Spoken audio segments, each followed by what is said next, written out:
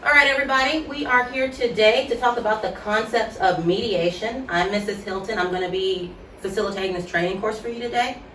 So basically, we're going to do some introductions. We're going to meet everybody in the room. We're going to talk about these 4 core concepts: mediation, analyzing conflicts, civil discourse, and conflict resolution. Moving on. What is mediation? So mediation is the informal and confidential way for people to resolve their disagreements with the help of a trained mediator. That at the end of this, hopefully, will be you guys. So our mediation skills are active listening, negotiation, non-leading questions, and overcoming conflict barriers. Now, active listening, who has an idea of what that is? Why does it matter? Well, because these are your core concepts. So if you're in a situation where you're in your residence and say you've got a couple students who are having a conflict, you're going to need to be able to listen to them actively to know what's going on and why the conflict is going on so that you can then resolve it. So active listening. Anybody?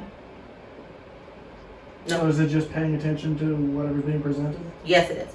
So trying to get all of the information out of your students, reading between the lines, essentially.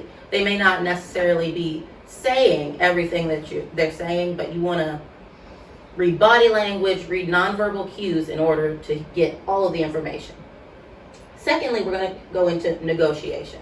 Now, this is where you're going to have both students there, both students that are in the conflict, and you, the mediator, are going to listen to both sides without letting them interrupt each other. This is going to be a point where they're not going to likely be very open to listening to each other, but that's where you come in. You keep them at arm's length.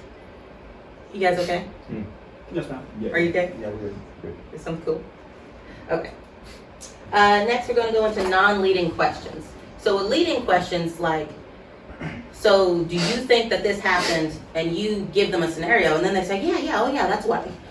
The questions you need to ask need to be non-leading, so they can't just answer yes or no. Does that make sense? Are you taking notes? Not necessarily. I'm going to give you a handout at the end of basically everything that we covered. Wait, are you talking about the difference between open and closed questions? Yes. I don't even have a pencil. So, and then... So these aren't like opinion based then? It depends. So, in this particular scenario, you're going to be dealing with a lot of emotions because these people are going to be upset. They're not going to want to listen to you. They're not going to want to listen to each other. And that's where you come in. Why are you teaching upset students? What are they upset about? There could be anything and everything, honestly. When you're mediating, especially in such a large area, you're going to be, you and your coworkers are all going to be in charge of a lot of people. And people in close quarters, they're likely going to have a lot of conflict. So these are the skills that you're going to need to manage all of these conflicts. So they're just mad at each other? Yeah. Okay. Lots of students, lots of tension, close quarters. Now, conflict barriers. That's when people, they don't want to listen to each other. Anything that stands in the way of mediation. I'm familiar with that. And so what's the point? To reach a mutually acceptable solution to a conflict between injured parties. That's the big picture. We need to find a mutually acceptable solution. Moving on, mediators must remain unbiased. Why do we think we need to remain unbiased? Because you don't care what they're saying. Not because you don't care, because you need to get all of the information, make sure you have all of the variables so that everybody can come to a fair agreement at the end. Yeah. But what if one side is objectively right and the other person's just stupid? That's kind of the thing. Even if you don't necessarily agree with one of them, you still need to give everybody a fair chance. That's dumb. I know some people may not necessarily want to do that, but that's what you guys signed up for. Yeah, keep trying That's that, what man. you're here for. It's Are like you stupid uncomfortable? code, Yeah, we can go ahead and do that. But let's stay on topic. So you're going to need to hear each side separately. This is very, very important because this is where you get all the information. You need to find out where the stories match up and where they differentiate, because where the stories differ or where the conflict is going to come from. We're going to go to analyzing conflict. When you analyze a conflict, after you've heard each side separately, this is where you figure out where the conflict is stemming from. So after you heard each side, you avoid agitation. You avoid agitation by listening to the stories separately. Then we go back to see where the stories line up, see where they agree, see where they disagree. Determine how the conflict can be resolved. Now this is where I think you're gonna like this. By the rules, number one. As a resident assistant or resident director, you're going to have rules for your residents that you're in charge of. Determine how the conflict can be resolved. By the rules. When it says by the rules, it means by the rules of the residents. So anything that's prohibited by your residents' rules, if it's a conflict stemming from that, that's an easy one. That's one that you can take care of almost immediately. So you're saying like if they're just butthurt because, something's not going their way, but it's not against the rules, do we even worry about that or what? Yes, because if someone's upset because someone else is doing something, but what they're doing is not against the rules, that's when you need to take both parties and find a middle ground, essentially.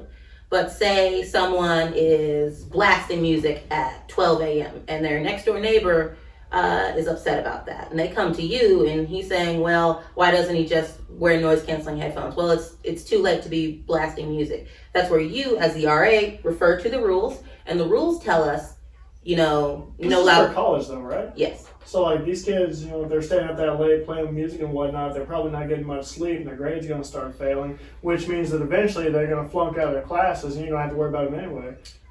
That's where you come in, because we want that to happen as little as possible. So secondly, when we're determining conflict resolution, compromise is the next step. How can the students get what they want or find a middle ground? So can we get off our phones for a second? Okay. Thank you. So middle ground. So let's say you got two students in the same dorm and one of them wants to paint the walls one color and one of them wants to paint the walls the other color. That's where you sit them down and you say, okay, where can we compromise? Can we agree on a different color? Can we leave the walls as they are? And then you guys decorate each side the way you want. What if you just paint them to both colors, like a rainbow? It is college, right? That would be a good compromise, yeah. What about trial by combat? That's not okay because that goes against the school's violence policy, but good call. And so if neither of these things work, if you can't compromise and the rules don't add up, they don't apply to this situation, that's where the RA decision, that's where you guys come in and you solve the conflict yourself, because we can't allow conflict to go on because it'll just build. It'll build to the rest of the students and it'll become a bigger problem. So RA decision is where you've heard both sides of the story, you know what's going on, and they can't compromise, they can't listen to each other, so you are the tiebreaker. Now, what's not listed out of these three things, if none of this works. Wait, so who cares what the RA actually says though? Because these guys are supposed to be adults, right? Like they're taking on loans, they're going to school by themselves, Yes. they're mature. Mhm. So why would they listen to what another adult says? Because you are essentially their apartment manager.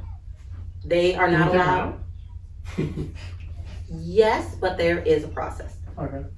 So that's what I'm leading into. If none of these things work, that's where you guys get to your supervisors. When none of these things work, you go to your supervisor. If the person is just too belligerent, they can't live with other people, they can't get along, so they might need to be taken out of the residence. They might need to find somewhere else to go. If they are violating rules consistently, that's when you need to get your supervisor involved.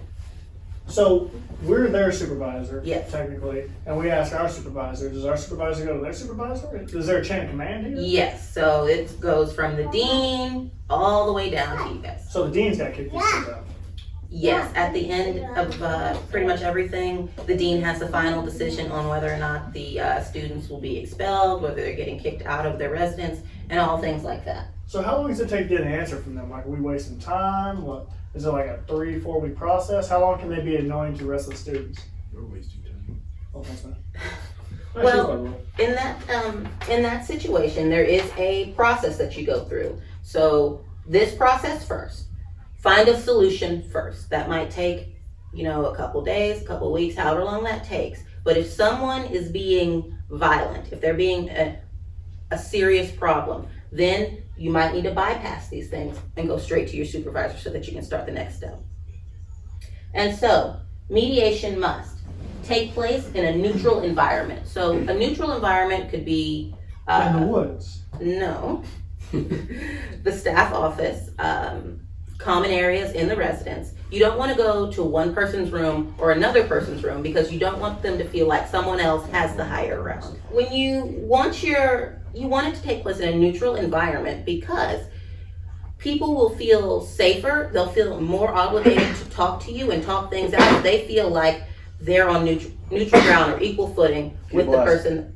You guys okay? Have both parties on an equal ground. We want to do this so that parties are willing to open up to you and talk to you about what's going on, and they're more willing to communicate and more willing to compromise. So what you want to do is you want to strive to lower their defensive and lead parties to common ground without making decisions. So that's power of persuasion. basically, but you don't want to suggest it to them. You want them to lead. You want to lead them to the solution without telling them directly. Mind control. It's kind of like Inception. Sort of, yeah. You want to. That was a good movie. That was a good movie. You see the one after that? What was it? The thing with the bear. All right, everybody, come back in. We are getting close to done. I know you guys are getting a little bit restless. It's okay. I know this is a kind of a long training, but it is important for your job. So, lead parties to common ground without making the decisions. You want to not ask leading questions, and I know it's a little bit confusing, but you want everything that you do to lead them to a compromise. You want it to be their idea, essentially. Because if it's their idea, you guys need to get up. Do we need to stand up? Are you guys okay? Okay. You want it to be their idea to have the compromise, essentially. You want to lead them to it without telling them. Because if you tell them what's going to happen, they're more likely to not listen, to be upset about the conflict. So we move on, and that's all of our slides. So, does anybody have any questions? Yeah. What was the point of all this? It feels like we're setting up for failure because isn't life full of obstacles and we're trying to take away those obstacles?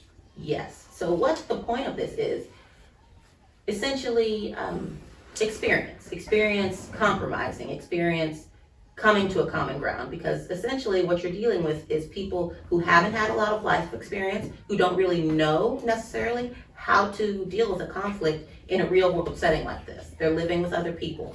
So what you're here to do is to help them figure out how to make these decisions. Shouldn't their parents have taught them that? Should have, yes. Did they?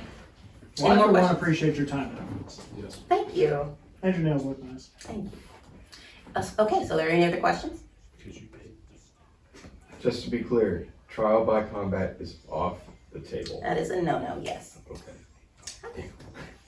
All right. Well, thank you guys for your time. On the way out, there will be an assessment for this. If you could fill that out and drop it in the box by the door, I would really appreciate that. That would let us know where you guys have questions, where the training can be improved.